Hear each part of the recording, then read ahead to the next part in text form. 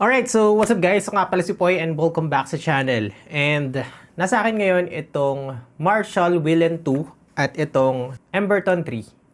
Ayan. So, very premium itong mga speaker na to, no? Pero pag-uusapan natin kung ano yung something special sa dalawang ito, no? Tara, huwag na natin patagalin pa. Let's do this!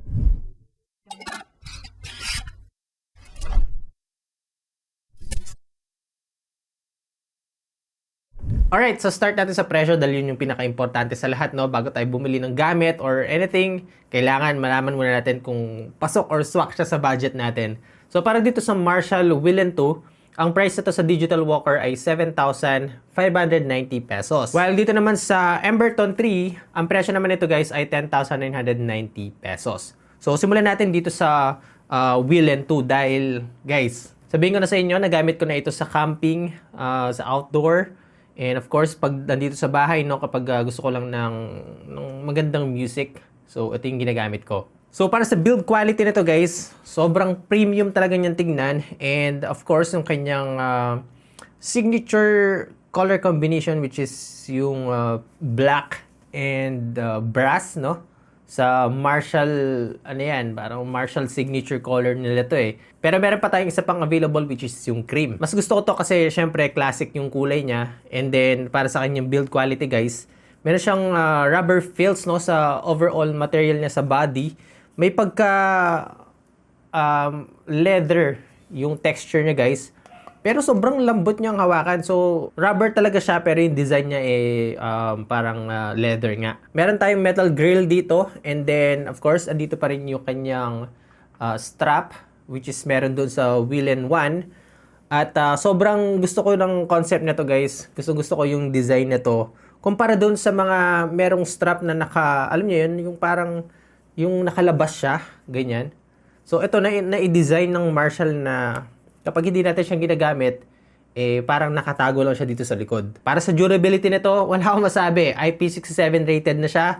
Ibig sabihin, pwede natin itong malubog sa tubig ng hanggang 3 feet ng 30 minutes. Pero syempre, hindi naman ibig sabihin na ganun yung kanyang protection, talagang ilubog na natin siya sa tubig, di ba? So, electronic pa rin to. Meron pa rin mga instances na possible, no, na pwede mapasukan ng tubig. Pero yung assurance na meron nga itong IP67 rating, okay siya para sa akin. Now, isa sa pinagmamalaki ng Marshall, no, pagdating sa kanilang mga speaker, ay yung overall battery performance. So, para dito guys, meron tayong total of 17 hours playback. Pero syempre, depende pa rin sa usage natin. Pero based sa kanilang data, umaabot siya ng 17 hours. Sobrang tagal na nun guys, at ito pa yung maganda dyan. Sa 20 minutes na pag-charge dito, pwede natin siya magamit ng hanggang 5 hours. So, mabilis siya mag-charge, pero kung gusto natin siya ma-full charge, nasa around 2.5 hours. Yun yung isa sa pinagmamalaki ng Marshall dito sa Willen 2. Sobrang tagal niyang malubat. Para sa specs nito guys, meron siyang Bluetooth 5.3 LE, audio ready na. Meron silang bagong technology which is yung Auracast. Meron siyang built-in microphone. Then para sa driver nito, meron siyang 2-inch 10 watts na full range driver plus 2 additional passive radiators. And then sinamahan siya ng 38 watts na Class D amplifier. Sobrang panalo ng audio nito na maririnig nyo maya-maya. Pero para sa buttons nito guys, dito sa may top part niya, meron siyang dedicated na power button, Bluetooth pairing button, yung kanyang LED indicator, yung kanyang microphone, and of course, yung kanyang battery indicator. Then, dito sa bandang harap guys, meron tayong analog control dito, which is multifunctional siya. Meron siyang pause, play, and skip, and forward. Pwede rin natin i-adjust dito yung volume guys. So, here we go. Test na natin para marinig nyo na yung kanyang audio quality. By the way guys, supported pala ito ng application, no, which is yung kanilang Marshall Bluetooth app. So, available yon both Android and iOS device. Sobrang simple, napaka-straightforward ng application nila. Meron tayong EQ presets dito. Meron siyang Marshall signature sound. And then, meron siyang push, which is yung boosted yung kanyang bass. And then, medyo okay ang treble niya or heavier. And then, yung voice, which is enhance yung mid-range for more clarity doon sa voice, no? Kung gusto natin ng yung mga acoustic, no, pwede itong voice na to. And then, meron din siyang tinatawag na battery preservation. Kung gusto nyo mas ma-prolong yung battery nito, iset natin siya sa max, which is nagbibigay siya ng hanggang 95%, no. Hindi niya fully 100% fully charged itong speaker na to.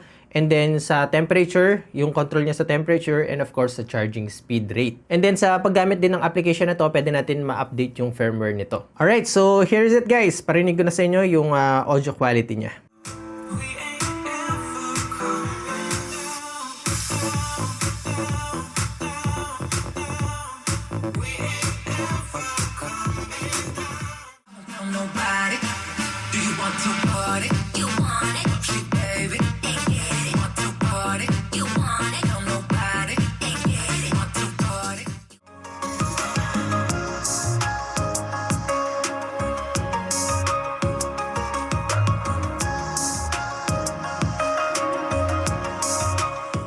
Now, kung gusto niyo ng medyo slight na mas powerful or mas malakas yung tunog, at the same time, mas, alam niyo yun, mas buo yung tunog, dito tayo sa Emberton 3. So, almost similar sila ng design, guys. Meron tayo ditong color black and combination siya ng brass color, pero meron din tayong available na cream and yung sage. Same sila ng build quality ng Wheel N 2, same sila ng durability, IP67 rating, pwede na malubog sa tubig ng hanggang 3 feet, hanggang 30 minutes. And of course, syempre, dust resistant. Ang pinagkaiba lang nito guys, of course, syempre yung kanyang overall audio quality and yung battery life. Para sa kanyang specs, of course, andyan pa rin yung kanyang Marshall signature sound, pero this time guys, meron siyang true stereophonic. 360-degree sound ito guys, or multi-directional sounds. Bluetooth 5.3 LE audio ready na rin, merong Auracast technology. Meron din siyang built-in microphone, and then para sa drivers ito, meron siyang 2-inch 10 watts full range driver with 2 passive radiators. Tapos, meron siyang dalawang 38 watts Class D amplifier. Sa battery life nito guys, 32 hours playback time. Guys, 32 hours, magsasawa ka na lang. Pero again, disclaimer lang, depende yan sa usage. Pero according to them, aabot siya ng 32 hours. 2 hours na malilikom natin dito para ma-fully charge. And then, sa 20 minutes na pag-charge dito, up to 6 hours playback naman ang pwede nating magamit. Ganun siya kabilis guys mag-charge. Compatible pa rin siya ng kanilang Marshall Bluetooth application. Nandun pa rin yung kanyang equalizer and of course yung battery preservation. Now of course syempre magkaiba sila ng design, no. This one is medyo boxy na siya or rectangle, no, compared to Wheel N 2 na pa square. So dito guys yung kanyang buttons, dito sa may top part, andito yung kanyang power button, yung kanyang pairing button, of course yung kanyang microphone, and then, yung battery percentage ng speaker na to. Tapos, medyo mas malaki na yung analog na makikita natin dito. Which is, yun nga, multifunctional siya. May up and down volume button, yung kanyang play and pause, and of course, yung kanyang previews and next or forward. Now, testingin na rin natin to guys. And then, try natin ipag-compare yung lakas, no, ng Wheel N 2 at nitong Emberton 3.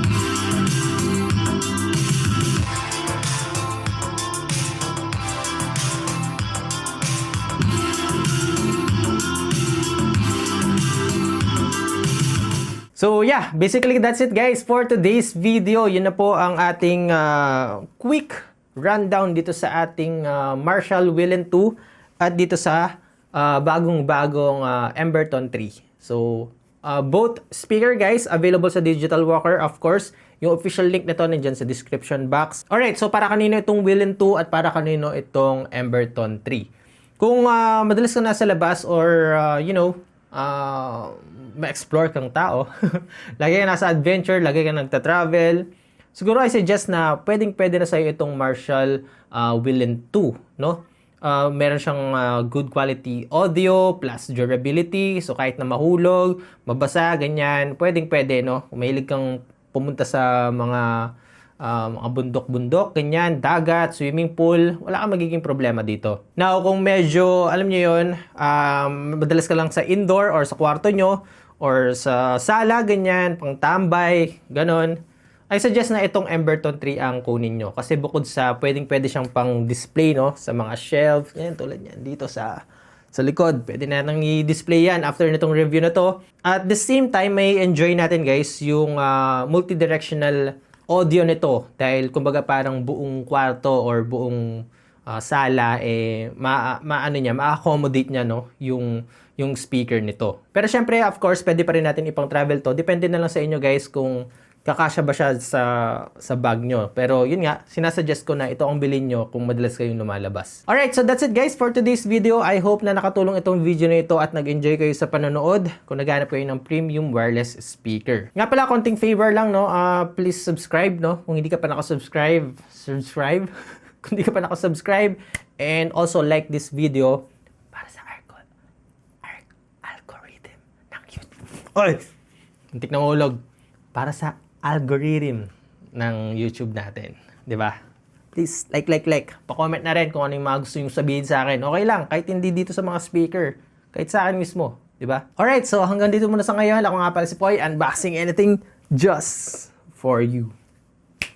Nice!